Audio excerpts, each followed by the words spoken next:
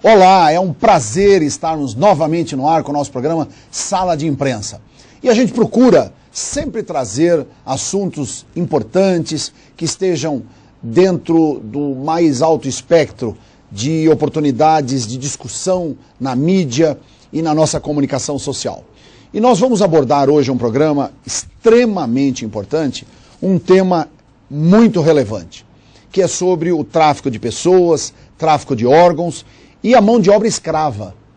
Porque, por incrível que pareça, São Paulo é um dos destinos internacionais de todos os 216 países do mundo, a capital do nosso estado de São Paulo e no nosso país, é um dos mais importantes destinos de mão de obra escrava. E, infelizmente, é um fato que, para nós, é importante discutirmos.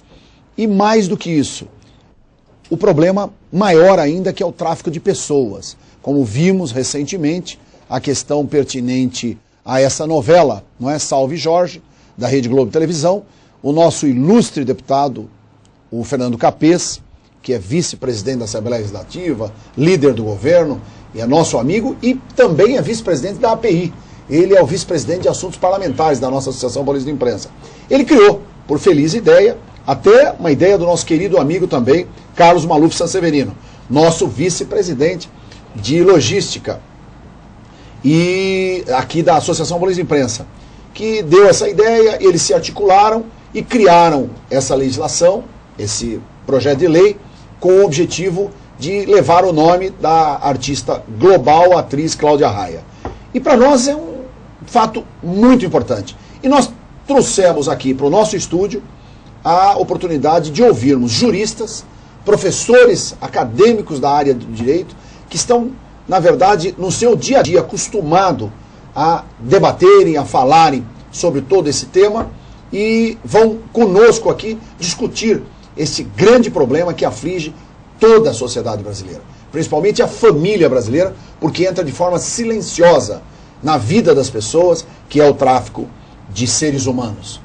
E eu vou iniciar a apresentação. Hoje a mesa é repleta de grandes luminares do direito e jurisconsulto da nossa cultura jurídica brasileira.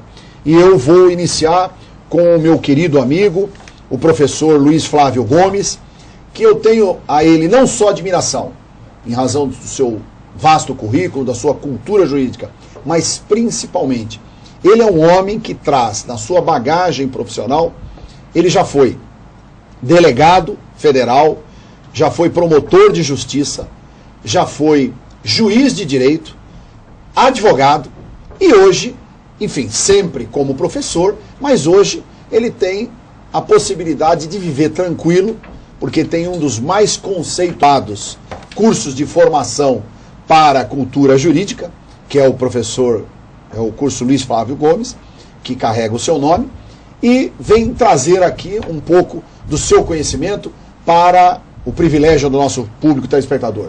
Professor, é uma satisfação tê-lo aqui no Sala de Imprensa. Ok, Sérgio, igualmente, prazer enorme, um tema atualíssimo este, de relevância nacional e internacional, porque o tráfico de pessoas, de órgãos e para mão de obra escrava, hoje é o terceiro ou quarto mais rentável do planeta.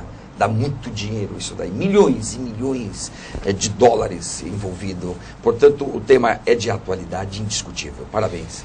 Obrigado. E da mesma forma, nós temos aqui, do meu lado direito, uma professora também, autora de um livro fantástico. Eu confesso, não tive chance de ler todo o livro, mas já iniciei, que é a professora Thaís de Camargo Rodrigues, que ela é autora do livro Tráfico Internacional de Pessoas para a Exploração Sexual. Uma honra tê-la aqui, professora. Eu que agradeço. E o seu livro, que eu já vou mostrar aqui, ó, dá um takezinho aqui, meu ilustre amigo. Isso, olha. E aonde encontra esse livro, professora Thaís? Ele está disponível em todas as lojas, na Livraria Saraiva, está disponível em todo o mercado. Ótimo. E a professora é mestre em Direito Penal pela Faculdade de Direito da USP, especialista em Direito Penal Processual Penal pela Universidade Mackenzie, além de tantas outras oportunidades de ser uma grande articulista, tem um protocolo participou, não é? Do protocolo de Palermo? Não? Não, o protocolo foi votado. Sim. Sobre o tráfico internacional de pessoas com exploração sexual, foram também examinados e principalmente acordos internacionais, especialmente o protocolo de Palermo e também a legislação de países como Alemanha, Portugal, Espanha, Itália, Estados Unidos e Argentina, onde eu acho que com essa cultura aborda no seu livro, em razão dessa experiência toda, que eu recomendo, acho um livro extremamente interessante para ser discutido por todo o nosso segmento jornalístico e principalmente acadêmicos de direito, estudantes de direito, é altamente enaltecedor o conhecimento cultural que esse livro nos traz. E eu tenho aqui do meu lado esquerdo esta jovem advogada, minha querida colega, que é a doutora Natália de Jesus, e ela é, sem sombra de dúvida, uma brilhante advogada criminalista, graduada em Ciências Jurídicas, da Faculdade de Direito do seu próprio avô. Isso é maravilhoso, né?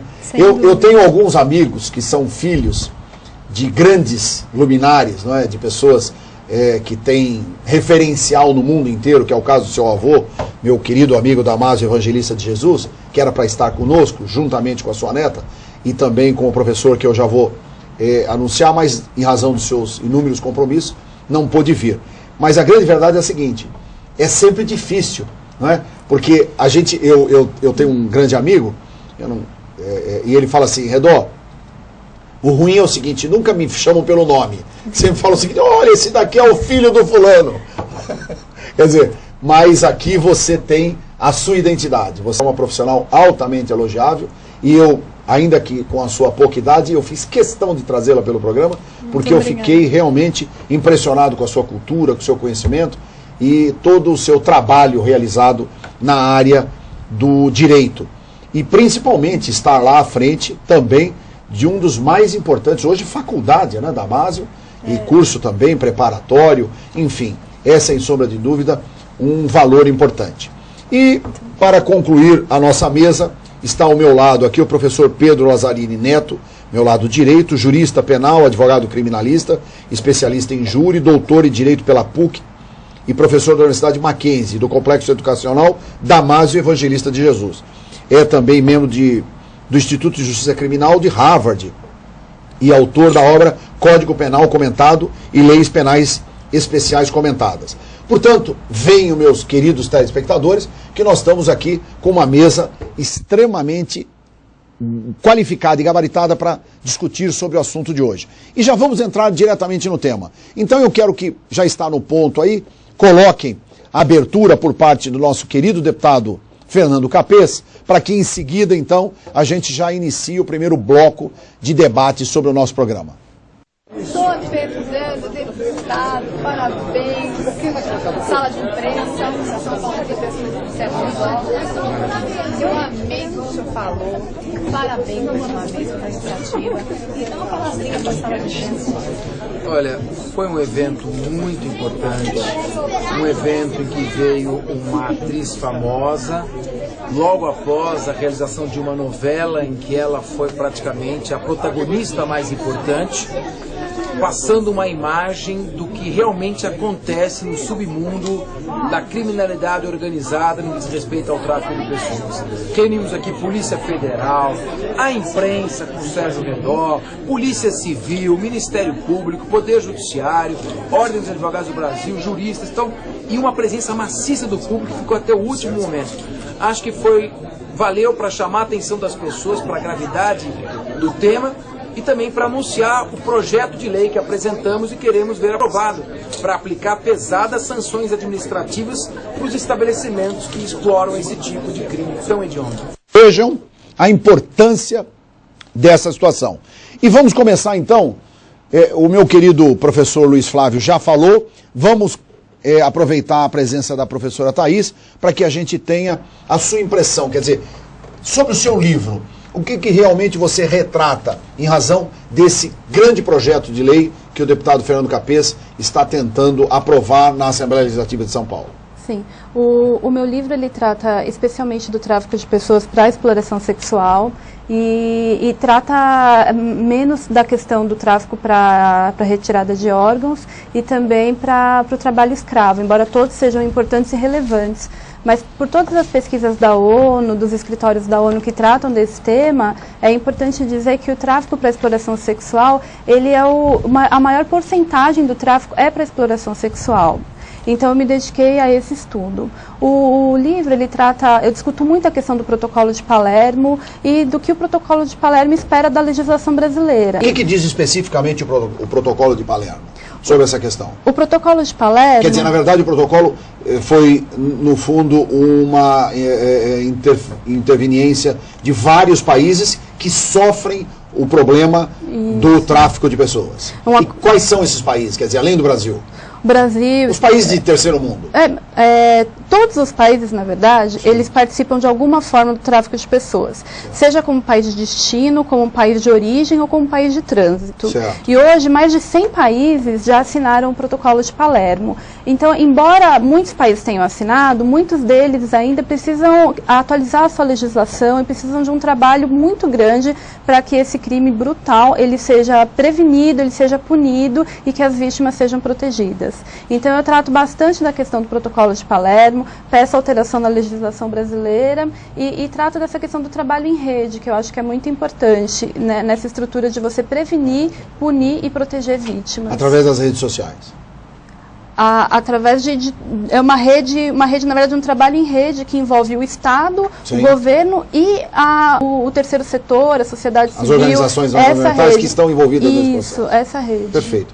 Professor Lazzarini, sua opinião sobre essa questão desse crime mais do que hediondo, né? Porque cercear o direito da vida das pessoas, ludibriando, levando para outros países, como foi retratado na própria novela Salve Jorge e tal, né? Que é da figura da Morena, que, enfim, trouxe até um alerta. E aqui a gente tem que, no fundo, debater, estimular, e eu, como tive participando desse evento, eu trouxe os senhores aqui até para que a gente realmente continue, não deixe a chama esmorecer, não é? Mas que ela cada vez se encandeça mais com o objetivo de alertar a sociedade e ver caminhos para esse grave problema. Essa chama que o senhor se referiu, ela vem se mantendo através do arco dos tempos, onde historicamente o homem sempre foi assim. É verdade. Thomas Hobbes dizia que o homem é o lobo do próprio homem. O homem sempre teve a tendência de nós escravizarmos o outro. Se nós pegarmos toda a história da humanidade, sempre nos mostra. Mas o deputado Fernando Capês foi extremamente sensível a esta realidade que nós estamos sob os focos hoje. E, de uma certa forma, no âmbito estadual, na competência de que está adstrito ao Estado de São Paulo e os Estados da Federação, legislar e fazer de tal maneira que possa haver uma sanção administrativa para essas instituições, esses locais, onde acaba se explorando esse tipo de qualquer que seja do trabalho, qualquer que seja da prostituição, qualquer que seja do tráfico de órgãos. Então, é muito feliz esta iniciativa. Doutora Natália, na sua impressão, aliás, até dentro da atividade que nós todos exercemos, a advocacia, o direito, isso é muito pesado, né? Eu acho que quando houve a exibição da novela e tal, você sentiu uma participação, quer dizer, amigas suas ou pessoas, ou alunos do curso da Faculdade Damásio, quer dizer, abordaram esse assunto? Eu fiquei muito feliz com a abordagem desse assunto moderna, que eu posso dizer que foi, na verdade, uma reabordagem do tema. Desde 1992 vem sendo trazido pela ONU como uma grande preocupação. Puxa, desde 92? Sim, desde 92 no escritório UNODC, que é o escritório da ONU contra drogas e criminalidade, em Viena, há a discussão a respeito desse tema, que hoje há também apuração de 21 bilhões, ele representa, de dólares por ano. Né? Uma monta muito grande, como o professor Luiz falou, que acontece de ser, infelizmente, um dos maiores comércios ilegais do mundo. E, paralelamente a isso, que eu reparei em estudos e na própria no próprio texto da Glória Pérez, foi que a novela teve um papel decisivo no que tange ao conhecimento da população sobre esse tema. Eu acredito que o tema foi muito difundido, até pelo alcance que uma novela tem no nosso país, que praticamente é uma questão cultural, é como o futebol. É verdade. Então, fico muito feliz e satisfeita com os alcances da novela da Glória Pérez e também da proposta do Fernando Capesa em relação a isso. Ótimo. E aí eu vou pôr um pouco de fogo nessa discussão e aqui nós vamos fazer um debate até para ficar mais quente e a gente poder fazer o nosso público participar. É o seguinte, quanto à questão dos crimes, não é? Principalmente de tráfico de seres humanos, nós não temos condenação, o poder judiciário não funciona. O que falta realmente para que isso, na verdade, tenha um paradeiro? Professor Luiz Flávio Gomes. A novela da Glória Pérez teve a felicidade de fazer um diagnóstico do problema. Portanto, hoje a sociedade brasileira já conhece bem o problema gravíssimo do tráfico de pessoas. Porém, no campo preventivo e repressivo, o Brasil é um desastre. Mas é um desastre não só nesta área. Em termos penais de repressão, menos de 2% dos crimes são reprimidos no Brasil. Portanto, o que significa dizer isso? Porque às vezes o cidadão, o telespectador leigo, fala 2% dos crimes não são reprimidos. Quer dizer, significa o seguinte, que de 100%, ou seja, de cada 100 mil crimes entre homicídio, assalto, roubo, estupro, só 2%, ou seja, 2.000 só são levados até o final e os seus autores são levados ao cárcere. Perfeitamente. É isso daí. Portanto, é um desastre. O Brasil não tem política preventiva, zero de política preventiva, que seria o correto para evitar que a pessoa entre nessa situação de vitimização aqui. Tampouco funciona a repressão. O Brasil, o Estado está falido. Nós estamos com o Estado hoje penal completamente falido. Daí a iniciativa do Capês, nosso amigo Capês, de tentar ir por outro mundo, para o mundo de sanções administrativas, punir locais, estabelecimentos que explorem esse tipo de tráfico, porque aí, quem sabe, do ponto de vista administrativo, uma fiscalização pode funcionar melhor que o campo penal. O campo penal é um desastre, por isso que não dá para entender como que alguém ainda acredita que uma nova lei penal resolve o problema. Nenhum problema, nem corrupção, nem tráfico de pessoas, nem nada. Se o homicídio, que significa uma vida que se foi, no Brasil só se apura 8% deles, é um dos que mais apura, dos que 8%. Mais apura, 8% só. Se na vida o Estado é competente para fazer só 8%, imaginem nos outros delitos que não está dentro das preocupações prioritárias do governo. Em suma, o Estado falido, ninguém mais pode acreditar nisso. Tem que ter o Código Penal, claro, porque não existe sociedade sem lei penal. Lógico. Não existe. Mas não confie nisso. Não confie nisso. Faça um trabalho de prevenção se você quer evitar a delinquência. E como, na verdade, dentro dessa total ineficiência do Estado, uma solução? A solução é parte para uma organização inteira da sociedade. Nesse instante em que o Brasil inteiro sacudiu, está acordado, tem que reorganizar o país como um todo e chegar, evidentemente, na mais elementar necessidade de qualquer povo do mundo, educação. Só aí é que vai, então... Tudo bate na educação. Não há dúvida. Por quê? Porque nós não somos, o nosso cérebro, Sérgio, nosso cérebro, nós não desenvolvemos o cérebro, nós estamos numa ilha. Eu necessariamente vivo numa comunidade.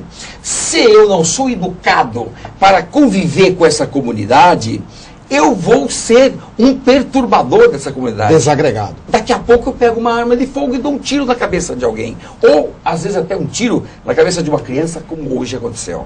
Então, em síntese, o Nietzsche dizia, nós somos animais domesticados. Quanto mais cultura, mais domesticação. Quanto menos cultura, menos domesticação e mais animal. Portanto, nós somos hoje muito mais animal do que domesticado, se você considera o Brasil como um todo. Sim. Como um todo. Então, desgraçadamente, nós ainda não acordamos para a realidade, para aquilo que precisa fazer. Entendi. Desgraçadamente. E aí, a impunidade generalizada no país, todo mundo sabe dessa impunidade, mas de qualquer maneira, o povo ainda acredita em direito penal, acredita nas leis penais. Ele tem uma força simbólica muito grande. Nesta semana aprovaram uma lei dizendo corrupção agora vira crime hediondo. Tá, e daí? Não vai alterar nada. Por quê? Crime hediondo, corrupção, tem que ter a base investigativa boa. Bom MP, boa polícia, bom o COAF, todo mundo tem que entrar e apurar o crime efetivamente. Não só aprovar uma nova lei. Nova lei é enganação. Vocês concordam? Eu discordo. Você discorda? Peço a máxima vez, né, professor Luiz Flávio. Eu ainda acredito no Código Penal, acredito nas leis penais. Vossa Excelência sempre teve uma tendência abolicionista. Sempre. Até porque diverge totalmente das opiniões.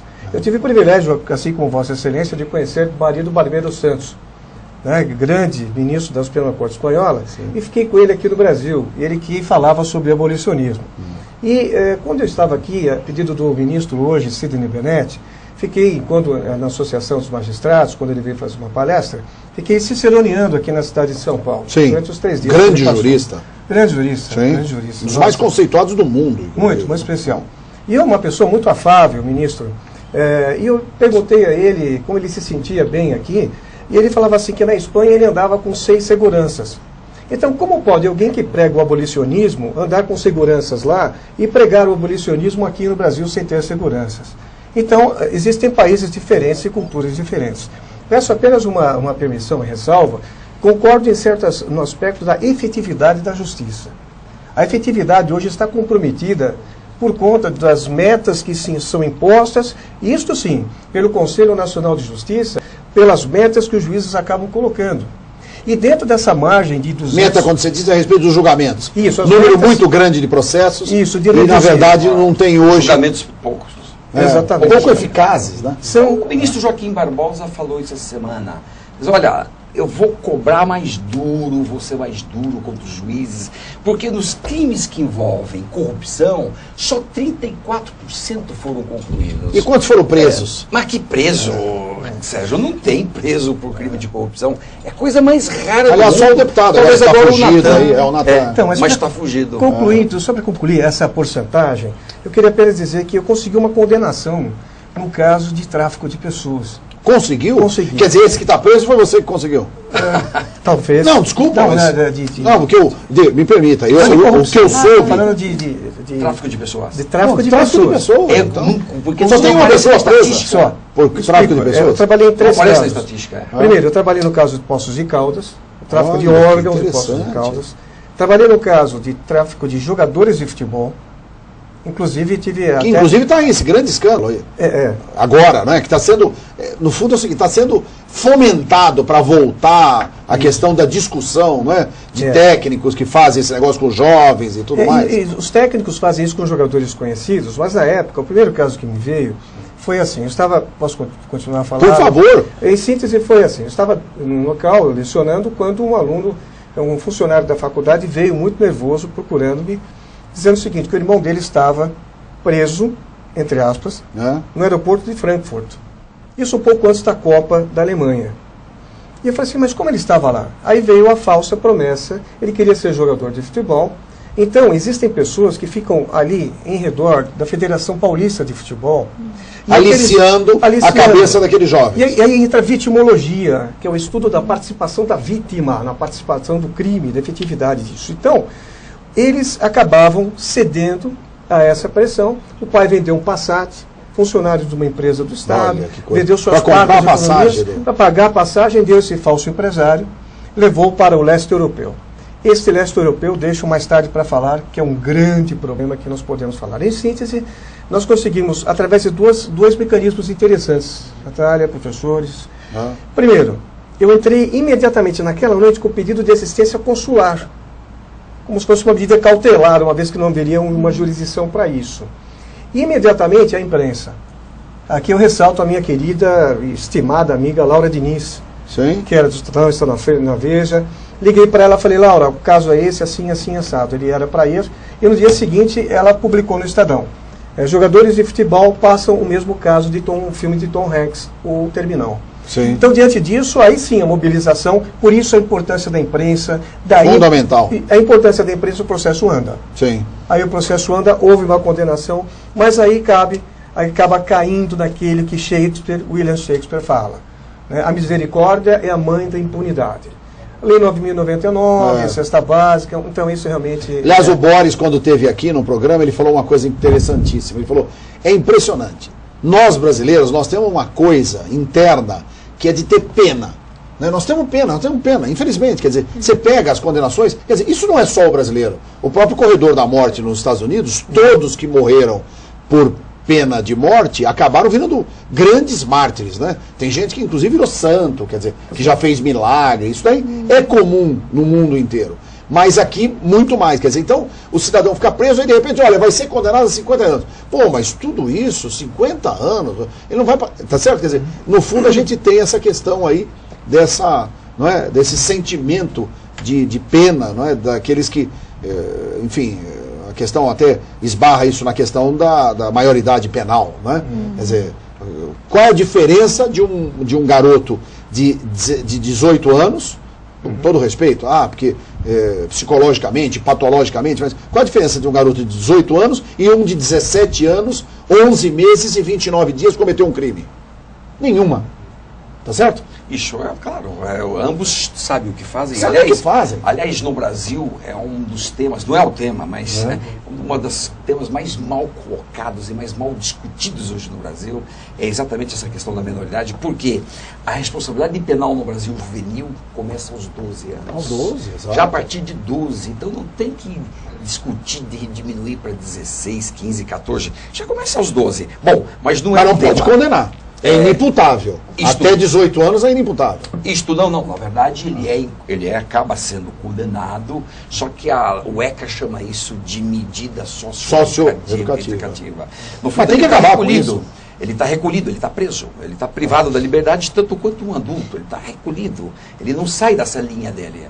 Mas, em suma... Mas na prática não acontece isso. Na prática, e sobretudo não recupera. Eu tive 5 pessoas que invadiram a minha casa, dos quais 2 eram menores, 3 estão presos até hoje, inclusive, né? Por causa do flagrante e tal. Mas os 2 foi assim. Um dos garotos, o pai dele veio falar comigo. O senhor me desculpa, tá? Eu vi uma pessoa humilde, simples, eu até senti. Eu também senti dó dele, do jovem e tal. Mas é aquela coisa. Os 2 saíram com o pai. Aí eu falei, pô, eu não entendo mais nada. Eu não faço a parte criminal. Mas eu falei, pô, não entendo mais nada. Aí o delegado falou, doutor, eu não posso fazer nada. Essa é a determinação que eu tenho. Eu tenho que, se o pai vier buscar o responsável, eu tenho que liberar. Pô, o cara invadiu minha casa, eles são ladrões, são assaltantes. Não, mas não adianta. E armado, entendeu? Mas isso que o Brasil, está na hora de passar limpo o Brasil em vários pontos, né? A sociedade está imobilizada. De repente a gente consegue imobilizar para isso. Você sabe quantas reformas o legislador fez no Código Penal brasileiro? De 40 a 2012, 136 reformas. 136 reformas. Tem 136. Nenhuma reforma penal jamais diminuiu o número de crimes. Jamais. Não existe um crime diminuído por causa da reforma penal. Ou seja, o problema do Brasil... saiu. O problema do Brasil... Aí sumiu mesmo. Esse sumiu do mapa e acabou. Até porque sedução também acabou. Hoje Mas aí o que acontece? Nós temos a crença de que uma reforma da lei penal resolve o problema. Sim. Me diga das 136, o que diminuiu? Nada. Absolutamente nada. Conclusão. que é o que eu digo sempre. Você tem uma casa e não gosta da sua casa. Você reforma a sua casa 136 vezes, no final você continua não gostando dela. O que você faz? O que você vai fazer? Muda de casa, meu filho. Muda. E qual é a ideia? Mudar o código? Alterar o código? Não, o código está tudo lá. Não vai mudar nada? Não deve mudar mais nada. O código está ali, ele é de 40, ele é um código velho. Sim. Porém, pune já na medida todas as coisas. A questão é a efetividade da justiça brasileira. Sim. É baixíssimo rendimento, o Estado está falido, a polícia está sucateada. Então não é falta de lei, é falta de cumprimento que nós não cumprimos. Falta de governo. Governo, claro. É isso daí. A senhora concorda, professora Thaís? Eu concordo com o professor que o direito penal ele não é a panaceia do mundo, que não é o direito penal... Mudando... Não é o direito penal que vai resolver tudo. Certo. Porém, eu tenho alguns números aqui de um relatório do Ministério da Justiça desse ano. Isso é bom.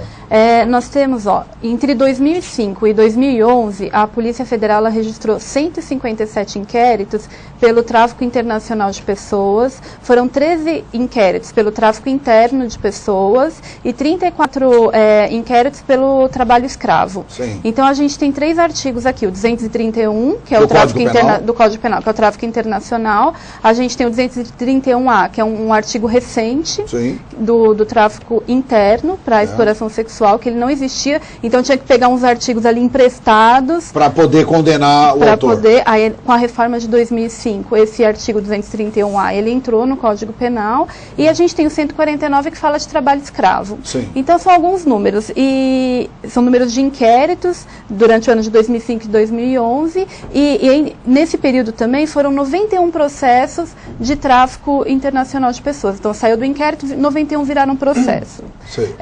Ainda o Ministério não divulgou quanto disso aconteceu, qual foi a efetividade, né? O que nós tivemos de condenação nesse período, o Ministério ainda não Mas você, disse. com o seu trabalho, continua pesquisando sobre isso, quer dizer... Continuo pesquisando. Porque uma coisa que é importante, quer dizer, se nós, o que a gente tem notado, o Senado da República, e eu, numa das conversas que eu tive aqui, com o Heródoto Barbeiro, ele disse assim, eu disse para ele, por que nós da imprensa, não estimulamos, e outra, principalmente vocês, que têm grandes veículos de comunicação, por que nós não estimulamos o seguinte? Nós odiamos político corrupto. Por que nós não fazemos do político corrupto um crime hediondo?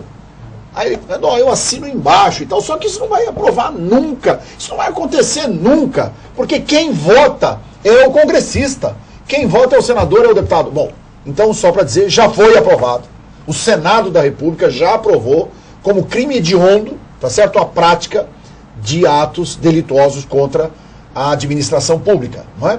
Ou contra o erário público.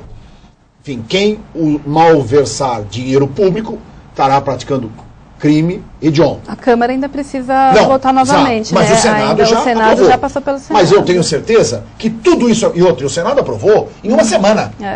Estava lá, né? Então, mas isso em virtude do quê? Deste movimento que está na rua com o objetivo de estimular. Então, o que nós precisamos? Por isso que eu estou dizendo, por que eu perguntei? Se tiver alguém que tenha a autora de livro, professor e tal, quer dizer, óbvio, é uma agulha palheiro, mas alguém precisa cobrar, alguém precisa ligar, alguém precisa fomentar, fazer com que isso funcione. Porque senão, não adianta, todas essas democracias no mundo funcionam dessa forma. O senhor concorda, professor Lanzaini? Sim. É verdade. Nós temos aí alguns problemas, entre eles. O primeiro que eu destaco com relação à própria sanção penal. Quando você fala assim, será que nós devemos alterar o código, mexer no código?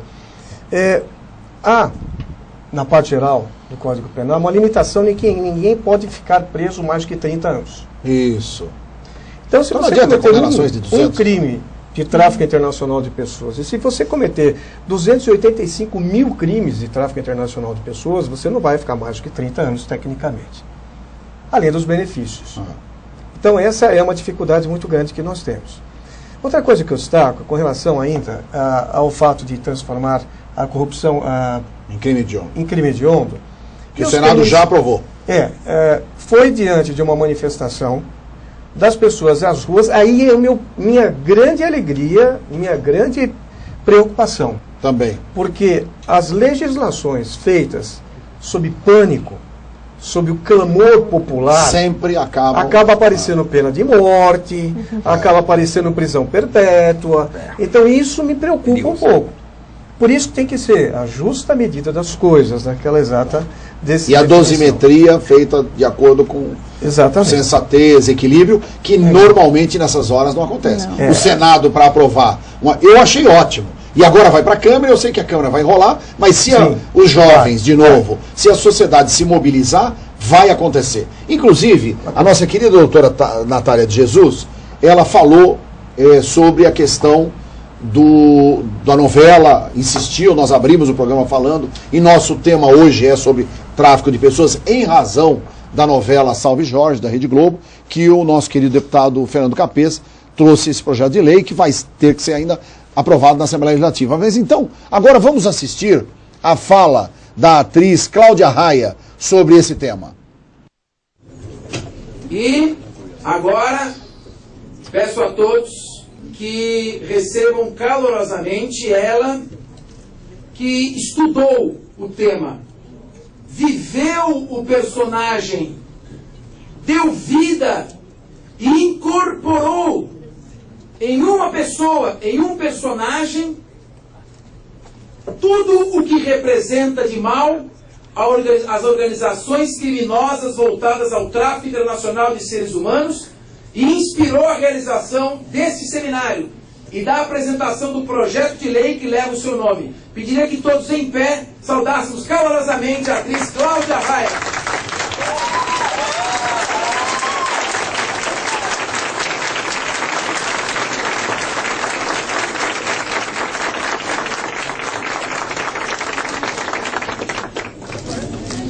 Boa noite, é um prazer enorme estar aqui num evento tão importante, numa discussão tão importante. Me sinto bastante honrada e lisonjeada com essa homenagem, embora a gente esteja falando de um tema horroroso, absurdo. Mas é claro que o meu envolvimento com o tema é como qualquer um de vocês, né? Como ser humano principalmente, mas como intérprete, né? Na verdade, nós tivemos workshops, a gente estudou bastante sobre esse tema, a gente ouviu muitas pessoas que foram traficadas e conseguiram se salvar. Ficamos sabendo mais ou menos como funciona a organização, sendo que eu e a Glória Pérez tivemos que criar a Lívia Marini sozinha, né? A homenageada é simplesmente Cláudia Raia, uma atriz espetacular, que está sendo a homenagem a ela pelo personagem maravilhoso que ela realmente fez. Vamos aguardar a saída para perguntar se ela achava que ia acontecer tudo isso, a repercussão da imprensa e ajudando a sociedade, porque esse assunto é muito importante para toda a sociedade. Eliane, repórter, aqui da Sala de Imprensa da Associação Paulista de Imprensa. Cláudia, boa noite. Boa noite. Como você acha a repercussão da imprensa? Que maravilha esse personagem. Como é que você se sente homenageada com essa lei maravilhosa com seu nome? Pois é, eu realmente me sinto muito lisonjeada mesmo. Que bom, né, que um trabalho artístico, uma novela criada pela Glória Pérez, que é uma autora que aborda tantos assuntos reais, né, fatos verdadeiros e que afetam completamente a humanidade, né, porque na verdade não é uma questão brasileira e sim mundial. Que bom que com o nosso trabalho, com a nossa arte, a gente consiga mover, né, esse tipo de movimento nas pessoas, tocar as pessoas dessa maneira, para que elas estejam alertas a esses temas. Então eu fico feliz que eu tenha sido escolhida para representar todo o elenco da novela, né? Porque é evidente que não é apenas pelo meu trabalho, e sim pelo trabalho de todos que fizeram essa novela, que criaram a possibilidade da gente abordar esse tema, a própria TV Globo de ter tido a coragem, né, de falar sobre esse tema, que não é fácil, né, é uma novela com um tema pesado, um tema difícil, denso. Então, que bom que a gente consegue aqui estabelecer uma lei que, a princípio, é estadual, mas que, se Deus quiser, vai ser nacional, né, que é a Lei 220. Então, olha que importante. Eu quero até cumprimentar a nossa querida Eliane Nunes, jornalista, apresentadora e atuante diretora da Associação Paulista de Imprensa, que promoveu esta entrevista à atriz Cláudia Raia neste lançamento da PL do Fernando Capês. Ao lado ali, nosso querido vice-presidente também, nosso diretor Carlos Maluf Sanseverino. Realmente, olha, tá de parabéns, hein? Parabéns à TV Alesp, parabéns à nossa TV aberta, a atuação extremamente profissional de todos. Meus amigos, e agora? Vamos começar aqui com a querida a Natália, que tem, na verdade, na sua postura, até em função da forma com que abordou, você acha importante que a televisão traga esses assuntos e estimule a sociedade a pensar, a realmente se mobilizar para mudar um pouco essa letargia que o professor Luiz Flávio aqui diz que nada funciona? Eu acredito que sim, é extremamente importante a participação da televisão, de qualquer forma de mídia, no sentido de trazer ao conhecimento do povo esse tipo de crime, esse tipo de situação que muitas vezes não é do conhecimento popular. Gostaria até de citar uma entrevista que eu vi com a própria Glória Pérez, em Sim. que ela se refere a um tema que foi um termo que foi usado também na ONU-DC em 2010, que é o termo lenda urbana. Eles se referem ao tráfico como uma espécie de lenda urbana, porque foi feito dezenas de pesquisas e na região, por exemplo, norte e nordeste do país, eles acreditam ser... E que não é lenda, né? É uma realidade. Não, com certeza, é uma realidade. Existe até uma forma de camuflar para pegar, porque normalmente esse tráfico acontece com pessoas pobres, negras, certo? A sua grande maioria afrodescendente, bonitas, normalmente mulheres bonitas, né? Moças que têm corpo, não é? Que chamam atenção, aliás, estão indo para lá para se prostituir, não é? Então, e os malandros chamam de lenda, que é para as pessoas, enfim, não se influenciarem e serem levados nesse conto do vigário. Como foi retratado na novela? Eu acredito que é isso mesmo, e também é uma falta de conhecimento e uma falta de política pública no sentido de dar ciência à sociedade desse tipo de problema. Então eu acredito assim, foi feito um estudo no ano passado pelo ONU-DC para ver qual é a repercussão da novela e de outros meios de comunicação e de divulgação do problema para esses fins. E chegou-se à conclusão de que a novela, as pessoas, 54% das pessoas haviam tomado ciência do tráfico de pessoas pela novela. Sim. E somente 4% da população alega ter visto algum tipo de panfletagem ou alguma propaganda governamental nesse sentido. Então eu acho que é uma grande falha do governo na falta de divulgação e na falta de conhecimento mesmo. Eu acredito que é uma falta de educação do povo brasileiro em relação a isso. Então, e aí, meu querido professor Lazzarini? Eu me preocupo com aquilo que nós chamamos de vitimologia, que é o estudo da participação da vítima.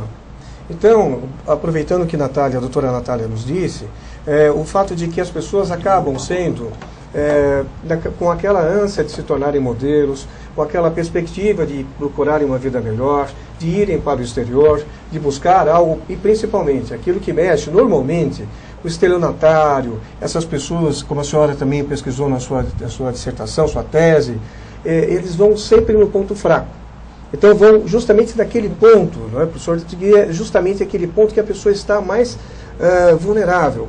Então, quando percebe que tem possibilidade... Que é a pobreza, né? A falta de dinheiro, a miséria, e que vai a falta de oportunidade. Que vai ter notoriedade. Onde o Estado está ausente. E o ego também acaba, de certo modo, a pessoa... Bom, isso é verdade, conseguir, não vou aparecer não. Então, esse é um problema. Então, juntando a falta de expectativa, as falsas oportunidades, lamentavelmente, nós temos esse grande número de tráfico internacional de pessoas, de seres humanos. Importante. Professor. Eu gostaria só de acrescentar que um outro estudo foi feito e eles afirmam que grande monta também dos casos em que as pessoas voluntariamente vão para outro país são provenientes de fugas de violência doméstica, coisa que eu achei muito importante, curiosa. importante. Eu achei muito curiosa essa relação. E outro ponto que eu também acho importante, agora, principalmente mais do que nunca, aproveitando das manifestações e da comoção popular, é o fato de que a Copa é um evento internacional que vai abrir portas do Brasil para todo tipo de estrangeiro, todo tipo de cultura. E eu acredito que a Copa seria, assim, um meio facilitador da maior incidência do tráfico. Queria aproveitar só o ensejo e notar o seguinte: nós tivemos agora 2 seleções, que foi a seleção da Espanha e uma outra seleção, que eu não me recordo agora, que chamaram prostitutas para o hotel, em plena concentração.